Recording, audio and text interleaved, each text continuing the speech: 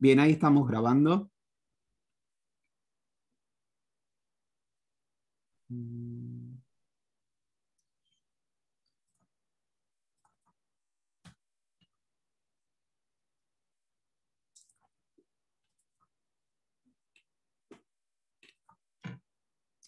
Bueno, lo que vamos a estar hablando es un poco un resumen de lo que tiene que ver por qué es importante hacer un buen diagnóstico poblacional, ¿sí? Es necesario tomar conciencia de las necesidades, las problemáticas, los intereses de toda la población a la cual vamos a estar asistiendo a lo largo de este cuatrimestre. Cuanto más conozcamos a las personas, mejor las vamos a poder ayudar. Y no solamente conocer a las personas de manera aislada, sino la persona en su contexto. ¿Por qué? Porque hay un montón de variables institucionales que entran a jugar para favorecer o para entorpecer el desempeño ocupacional de las personas, y esas variables las tenemos que tener bien en claro porque nos pueden jugar en contra a la hora de armar nuestro plan de intervención. Generalmente cuando nosotros nos acercamos a la institución nos esconde mucha información, no nos cuenta algunos defectos o algunas dificultades institucionales. Generalmente la terapista ocupacional nos cuenta todo lo bueno de la institución, nosotros vamos poniendo el ojo en un montón de cuestiones que tienen que ver con los talleres, con las actividades, pero capaz no prestamos atención a cuestiones vinculadas a la estructura, ¿no? Al organigrama, a cómo el personal se desempeña, a cómo participa la familia. O sea, a veces nuestra primera impresión es poner el foco en los talleres y en las actividades que se organizan. Quizás hacer un análisis institucional al inicio de tu práctica te puede dar un panorama mayor y ampliar la visión de lo que es un poco la cuestión edilicia. O sea, los concurrentes tienen el lugar correcto para trabajar, los ambientes son ventilados, los niños tienen juguetes, tienen biblioteca, tienen salas de trabajo. O sea, empezás a conocer los distintos ambientes, la historia, el contexto, en donde ellos están esas horas trabajando, y uno puede llegar a entender un poco qué impedimentos se pueden dar desde el contexto. Pero también es importante empezar a visualizar cómo el personal puede ser una aferencia para el desarrollo de tus objetivos o puede ser un obstáculo para que no se pueda continuar estas indicaciones que vos les das para organizar rutinas o hábitos institucionales, ¿sí? Entonces, tenemos que agudizar nuestro sentido de observación, ver aquellas cosas que no nos quieren mostrar, ver y escuchar aquellas cosas que no nos quieren decir. Yo siempre cito un ejemplo, ¿no?, que me quedó grabado, el de una vez me acerqué a una institución, era mi primer día, y uno empieza a analizar la institución desde el momento que pone un pie en la institución, ¿no? Tocas timbre, tardan en atenderte, y quien te atiende a veces es la enfermera. Y todo eso pueden ser indicadores de cómo está organizada la institución. No es lo mismo que te atienda una enfermera que te atienda una persona administrativa. No es lo mismo que te atienda un asistente que una cuidadora. No es lo mismo que, por ejemplo, en este caso puntual, la persona que me abrió la puerta era una enfermera que estaba haciendo curación en ese momento, por eso no pudo atenderme en su momento, y los guantes con el que hacía la curación eran los guantes que utilizó para abrir la puerta, ¿no es cierto? Este tipo de cosas, de alguna forma, son el síntoma de un montón de falencias en el cual nosotros, si prestamos atención, podemos empezar a identificarlas. Este tipo de cosas afectan cuando nosotros damos una indicación al personal. Este tipo de cosas muchas veces profundiza alguna patología de base o no genera que se pueda trabajar de manera interdisciplinaria. En fin, si vos ves que cuando llegás a la institución no hay horarios definidos de los profesionales, hay mucho ausentismo, bueno, todo eso va a repercutir en el trabajo interdisciplinario. Entonces, todas estas cosas que no están escritas en ningún lado, tenemos que aprender a observarlas porque va a darle forma a nuestro trabajo. Y no para acomodarnos a aquellas cosas que no nos gustan, sino para ver de qué manera podemos empezar a generar cambios lentos, progresivos, sistemáticos, para poder hacer con el paso del tiempo una diferencia importante. Entonces, si no hay trabajo interdisciplinario, eso es algo que uno lo puede detectar viendo un poco los horarios de los profesionales. A veces en las instituciones hay horarios muy estrictos y a veces los profesionales muchas veces tienen horarios totalmente distintos.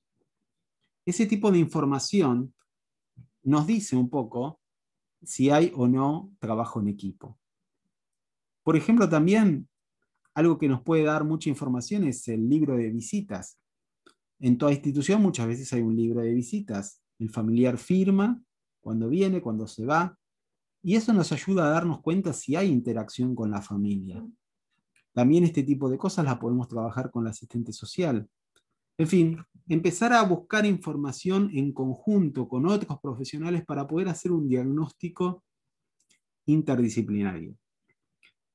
Muchas veces el diagnóstico poblacional es un requerimiento quizá de las obras sociales. Por ejemplo, PAMI pide que todo el equipo una vez al año arme un diagnóstico poblacional. Y eso es algo interesante, es algo bastante piola porque te ayuda a trabajar en equipo, si obviamente lo haces a conciencia, definir áreas grises de la institución y generar un plan de acción frente a estas variables de análisis que se pusieron. En fin, un análisis institucional, un diagnóstico poblacional, lo que te permite es tener buena información, hacer un análisis estadístico y empezar a definir un plan de trabajo. O sea, no es lo mismo hacer, por ejemplo, un taller de cocina porque a vos te gusta cocina o porque te parece interesante, que definir un taller de cocina porque el 75% de las personas tenían como cocina una actividad significativa en su juventud. No es lo mismo hacer la fiesta de cumpleaños en la institución porque a vos te parece correcto, sino porque detectaste que el 25% de la población asiste su familia. Y tenés que buscar formas como equipo de que la familia se integre a la vida institucional o que los niños o los residentes vayan nuevamente a sus hogares. Entonces, este análisis estadístico te permite identificar patrones, te permite identificar puntos críticos y a partir de ahí generar objetivos de intervención. Por, por otra parte, este denominador común te ayuda como a generar nuevos proyectos, porque puede ocurrir que haya algunos intereses no abordados a partir de estas entrevistas que ustedes van a empezar a trabajar. Eh, puede ser que surjan nuevas problemáticas no abordadas y probablemente ustedes pueden animarse a compartir ideas, proyectos, nuevas actividades que probablemente hasta la fecha nadie las ha trabajado, ¿no es cierto? Entonces, el diagnóstico poblacional es clave para que ustedes puedan tener un buen panorama de cómo está la institución, cómo está la población, qué es lo que hace terapia ocupacional y el resto del equipo para abordar cada una de ellas. Y existen muchas planillas o existen muchas planillas que pueden ayudarte a organizar esta información que vos venís recolectando desde el primer día, ¿no? Como yo les decía, desde el momento que tocamos timbre y empezamos a conocer la institución, ya podemos empezar a identificar cosas positivas, negativas, debilidades, fortalezas, amenazas y oportunidades de nuestro trabajo en ese lugar. Entonces, a medida que vamos recorriendo, charlando, teniendo la entrevista con el director, con la terapista ocupacional, vos vas a ir visualizando y vas a ir colocando palabras claves que te ayuden después a tener una buena conclusión de cuáles son las debilidades de la población y cuáles son las fortalezas de esa población. Todo todos venimos con un cierto imaginario de lo que potencialmente terapia ocupacional puede ofrecer. Bien, este plan genera determinadas oportunidades, pero también puede generar un riesgo. ¿Por qué? Porque detecto que el personal no son adecuadas aferencias para colaborar con mis intervenciones. Entonces, por ejemplo, una salida terapéutica puede ser una muy buena oportunidad y puede ser algo que muy bien puede trabajar terapia ocupacional, pero en este contexto institucional, con las características de esta población, con la falta de compromiso del personal, se puede transformar en una amenaza.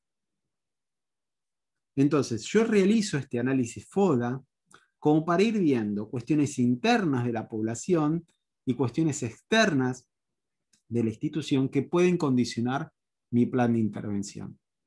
Y a medida que voy observando, voy anotando palabras claves que me ayuden a definir el perfil de la población, el perfil de la institución.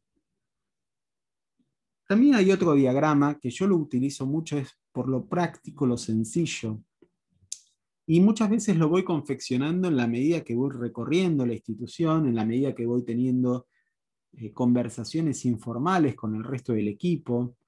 Y también lo voy utilizando cuando realizo entrevistas iniciales con las personas, ¿no? Porque más allá de tener un protocolo de entrevista, voy teniendo este diagrama PNI, donde voy tomando nota de las cosas positivas, negativas e interesantes vinculados a la institución, al desempeño ocupacional de cada una de estas personas. Este diagrama PNI fue creado por Edward Bono, un psicólogo que realmente pudo sintetizar en una planilla tan simple 3 variables de análisis que nos pueden ayudar a definir estos patrones, este común denominador con respecto a las distintas entrevistas que estoy tomando. Yo puedo escuchar que los niños se pelean, que no responden consignas, que puedo observar que los concurrentes piden como 5 o 6 veces que los lleven al baño. Puedo detectar que cuando hay una pelota, los niños se comprometen y juegan muy bien y el entusiasmo aumenta de manera exponencial. En fin, puedo detectar indicadores de desempeño positivos y negativos, e inclusive interesantes, ¿no? Esto de que, enfrente a la institución hay una escuela, quizá esto es interesante porque puedo empezar a generar algún encuentro intergeneracional. A 2 cuadras hay un centro de jubilados, a media cuadra hay un club, donde puedo empezar a hacer un abordaje comunitario. Este tipo de información que, si no la anoto en una planilla concreta, queda a la larga en el olvido. ¿Sí? Quiero citar a Joseph Trotman, que tenía esta frase que para mí es clave: los pensamientos se ordenan cuando pasan por la boca o por la punta de los labios, o la punta de los dedos. ¿Sí? Cuando empezamos a escribir estas cosas que observamos, nuestros pensamientos se ordenan y empiezan a darse forma nuestros planes de intervención. ¿Sí? Por eso es importante que nos hagamos el hábito de escribir. No quizá en el momento, por eso esta planilla está piola, porque anotás palabras claves y después analizás todos los diagramas PNI y podés empezar a hacer conclusiones diagnósticas. ¿Sí?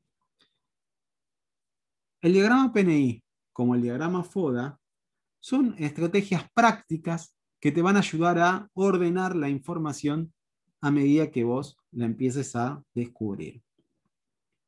Por otro lado, hay un informe que se usa mucho, y sobre todo en estas instituciones que son PAMI dependientes, que de alguna manera todos los años se elabora un diagnóstico poblacional, porque tiene que ver con un requerimiento cuando nuestros trabajos son auditados, ¿no es cierto? Dentro de lo que es una evaluación de un servicio prestacional, las autoridades de PAMI lo que piden es que haya un trabajo interdisciplinario. Y ese trabajo interdisciplinario tiene que surgir de un análisis concreto y real. Y por eso se realiza este tipo de grillas, que generalmente los equipos lo realizan una vez por año y se actualiza cada 6 meses. Les voy a compartir el documento ahora para que lo puedan ver.